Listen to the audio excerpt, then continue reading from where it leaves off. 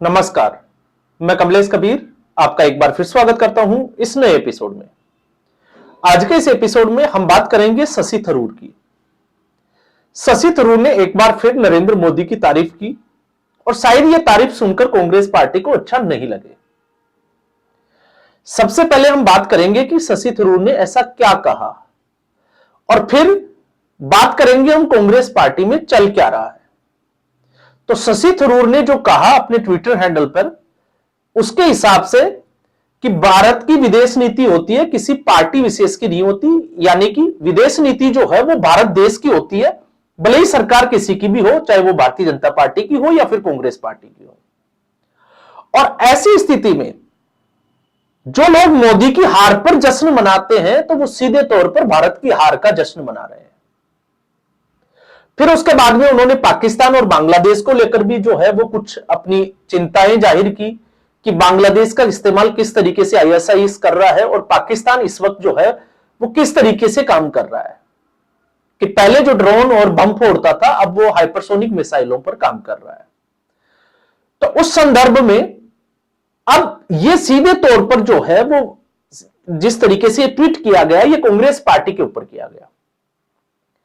कारण आपने देखा जिस तरीके से राहुल गांधी विदेश में जाकर एक तरीके से देश विरोधी या भारत देश में सब कुछ अच्छा नहीं चल रहा इस तरीके की बात करते हैं। और दूसरा आपने यह भी देखा कि पृथ्वीराज चव्हाण ऑपरेशन सिंदूर को लेकर जो टिप्पणी की थी, यह विशेषता जो है वो उसका भी एक जवाब था। तो अब हमें समझना है कि कांग्रेस पार्टी का नेता शशि थरूर और वो कांग्रेस पार्टी के खिलाफ जाकर या भारत की विदेश नीति पर, क्योंकि यहां पर रिप्रेजेंट जो है वो भारत करता है, दूसरे देशों में भारत की विदेश नीति बोला जाता है, किसी बीजेपी की नहीं बोला जाता। अब इसकी जरूरत क्यों पड़ी, हम सीधे तौर पर उसका विश्लेषण करेंगे। तो आपने देखा शशि थरूर G23 के जाने के बाद की मैं बात कर रहा हूं, तो G23 के कुछ नेता कांग्रेस पार्टी छोड़कर चले गए और कुछ कांग्रेस पार्टी में रह गए। जब राष्ट्रीय अध्यक्ष पद से राहुल गांधी ने इस्तीफा दिया, कारण था 2019 का लोकसभा चुनाव। उत्तर प्रदेश में अपनी खुद की अमेठी सीट हारने के बाद राहुल गांधी ने इस्तीफा दे दिया जिम्मेवारी लेते हुए। अब यह अलग बात है कि उस वक्त खुद की जिम्मेदारी लेते हुए इस्तीफा दिया, लेकिन अब जो है वो चुनाव आयोग के ऊपर जिम्मेदारी डाल रहे हैं। उसके बाद राष्ट्रीय अध्यक्ष के लिए चुनाव होना था, लेकिन वो चुनाव हुआ जब राजस्थान में सचिन पायलट बगावत पे उतरे और उस बगावत का यह असर था कि अशोक गहलोत को हाईकमान सीधे तौर पर हटा नहीं सकता था, क्योंकि अशोक गहलोत रिसोर्सेज जनरेट करते थे। और इसका दूसरा उदाहरण अगर आपको देखना है तो आप याद करिए, जब राहुल गांधी की भारत जोड़ो यात्रा चल रही थी, उस वक्त यात्रा गुजरात से नहीं राजस्थान से होकर निकली थी और राजस्थान में मुख्यमंत्री अशोक गहलोत थे। तो उस यात्रा में लगातार राहुल गांधी हमलावर थे गौतम अडानी के ऊपर, और उसी वक्त अशोक गहलोत 65,000 करोड़ की एक डील, एक एमओयू जो है वो साइन कर रहे थे गौतम अडानी के साथ, और कई हेक्टेयर जमीन दी थी उन प्रोजेक्ट्स के लिए गौतम अडानी को। तो यह राहुल गांधी का दोहरापन, लेकिन यहां बात दोहरापन की नहीं थी, यहां बात यह थी कि अशोक गहलोत, राहुल गांधी की भारत जोड़ो यात्रा का राजस्थान में होना और फिर उसके बाद में गौतम अडानी के साथ मंच शेयर करना दिखाता है कि गहलोत और उसकी पकड़ जो है वो पार्टी में कितनी थी, और राहुल गांधी कुछ नहीं कर पाए। और फिर उसके बाद में अशोक गहलोत को हटाने के लिए, क्योंकि 2.5 साल का फॉर्मूला शायद राहुल गांधी का ही होगा, तो ऐसे में अशोक गहलोत को एक ऑफर दिया राष्ट्रीय अध्यक्ष बनने का, तो अशोक गहलोत ने उससे इनकार कर दिया। तो इनकार कर दिया तो फॉर्म किससे भरवाया गया, मल्लिकार्जुन खड़गे में, लेकिन उसके साथ शशि थरूर और दिग्विजय सिंह, उनकी कहानी पर भी आप थोड़ा सा अगर गौर डालेंगे तो आपको समझ में आ जाएगा कि शशि थरूर, इसके अलावा दिग्विजय सिंह भी अध्यक्ष पद का चुनाव लड़ना चाहते थे, लेकिन दिग्विजय सिंह को नहीं लड़ने दिया गया, और शशि थरूर आपको पता ही है कि क्या हुआ। उसके बाद में जब ऑपरेशन सिंदूर हुआ पहलगाम घटना के बाद में, तो विदेशी डेलीगेशन में कांग्रेस पार्टी की तरफ से अगर आप देखोगे तो कांग्रेस पार्टी के नेता शशि थरूर को भारतीय जनता पार्टी ने या मोदी सरकार ने अपॉइंट किया। उसको लेकर कांग्रेस पार्टी में खासी नाराजगी देखी गई।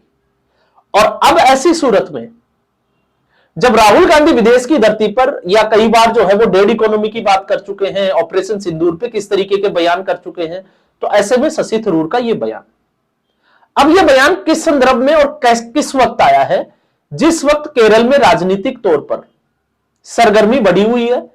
केरल के जो अभी चुनाव हुए थे, उन चुनावों में तिरुवनंतपुरम जो केरल की राजधानी है, एक बड़ा शहर जिस पर भारतीय जनता पार्टी ने अपना कब्जा कर लिया और भारतीय जनता पार्टी ने अपना मेयर नियुक्त भी कर दिया। तो भारतीय जनता पार्टी उस जगह पर जीतना जहां पर दक्षिण भारत में लोगों को उम्मीद भी नहीं थी। अब जब मैं ये कहता हूं कि भारतीय जनता पार्टी वहां जीत चुकी है, मेयर जो है वो अपना बना चुकी है, एलडीएफ और यूडीएफ, एलडीएफ जो है वो कमजोर हुई है, हालांकि यूडीएफ जिसमें कांग्रेस पार्टी का गठबंधन है वो भी सीटें जीती है और आम आदमी पार्टी को भी कुछ जगह पर सीटें मिली है। अब ऐसी स्थिति में केरल में भारतीय जनता पार्टी अपना वर्चस्व बढ़ा रही है। तो केरल में शशि थरूर भी आते हैं और केरल से केसी वेणुगोपाल भी आते हैं।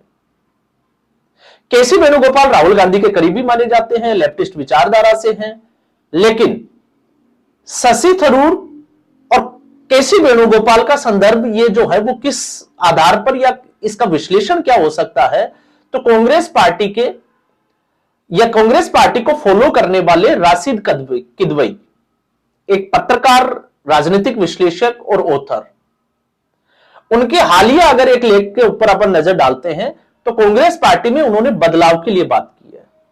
और उस बदलाव में सबसे पहले उन्होंने जो लिखा है, क्योंकि वो बहुत सारी किताबें प्रधानमंत्री के ऊपर भी लिख चुके हैं, तो उनकी अगर मानते हैं तो केसी वेणुगोपाल इस वक्त संगठन महासचिव पद से इस्तीफा देकर केरल की राजनीति में जाना चाहते हैं। और बशर्ते केसी वेणुगोपाल चाहते हैं कि केरल में उनको मुख्यमंत्री घोषित कर दिया जाए या मुख्यमंत्री के उम्मीदवार के रूप में चेहरा बना दिया जाए कांग्रेस पार्टी की तरफ से। अब यह होगा या नहीं होगा, तो केसी वेणुगोपाल शशि थरूर का वर्चस्व खत्म करने में लगे हुए हैं केरल में। और शशि थरूर, उनको भी पता है कि अब राहुल गांधी कांग्रेस की अगर हम बात करते हैं तो शकील अहमद, हाल ही में उनका एक इंटरव्यू जिसकी हमने पहले भी चर्चा की थी कि राहुल गांधी को वो लोग पसंद नहीं है जिनको जी कहना पड़े। तो जिनको जी नहीं कहना पड़े उन लोगों से राहुल गांधी कंफर्ट फील करते हैं, और जिनको जो पुराने लोग हैं, बड़े नेता है कांग्रेस पार्टी के गद्दावर नेता, जिनको जी कहना पड़े, राहुल गांधी उनको एक लगातार जो है वो साइड करते जा रहे हैं। तो उनमें एक नेता है शशि थरूर। तो शशि थरूर को भी लगता है कि भारतीय जनता पार्टी जो अपना वर्चस्व बढ़ा रही है, तो हो सकता है कि भारतीय जनता पार्टी के साथ वो जाना चाहते हैं। ये सिर्फ और सिर्फ जो है वो मेरा एक अनुमान है। लेकिन दूसरी तरफ कांग्रेस पार्टी के अगर आप नजरिए से देखते हैं तो फिर यह चीज समझ में आती है कि मामला जो है वो केसी वेणुगोपाल वर्सेस शशि थरूर है।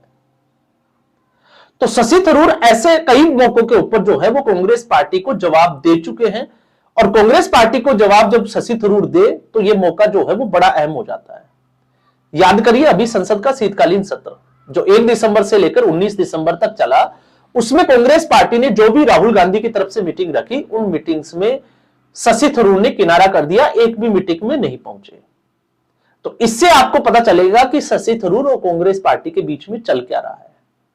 और दूसरी तरफ जब हम बदलाव की बात करते हैं राहुल गांधी कांग्रेस में, तो राहुल गांधी कांग्रेस में जो बदलाव की प्रक्रिया है वो बहुत पहले से चल रही है। बहुत पहले से का मतलब, अगर राशिद किदवई के उस लेख में अगर हम बात करें तो उसमें वो ये कहते हुए नजर आते हैं कि एआईसीसी की जिम्मेदारी जो है वो प्रियंका गांधी को, एक ऐसे जो है वो कमेटी बनाई जा सकती है जिसकी जिम्मेवारी प्रियंका वाड्रा को दी जाए। अब एआईसीसी, अगर हम यादाश्त पे थोड़ा जोर डालते हैं तो याद करिए 2022 का समय,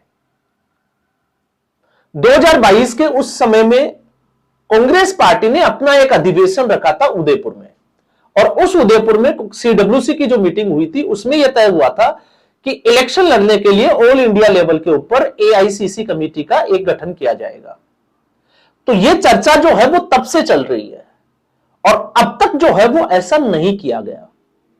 दूसरा, जब कांग्रेस पार्टी बदलाव की बात करती है तो कांग्रेस पार्टी का बदलाव, जब दिल्ली विधानसभा चुनाव चल रहा था तो कांग्रेस ने अपना अधिवेशन जो है वो रखा था अहमदाबाद में, और वहां बारात के घोड़े और रेस के घोड़े, और बात की गई थी कि कांग्रेस पार्टी में एक बड़े लेवल की सर्जरी होगी, लेकिन शायद 1 साल से ऊपर का समय हो गया, क्या सर्जरी हुआ?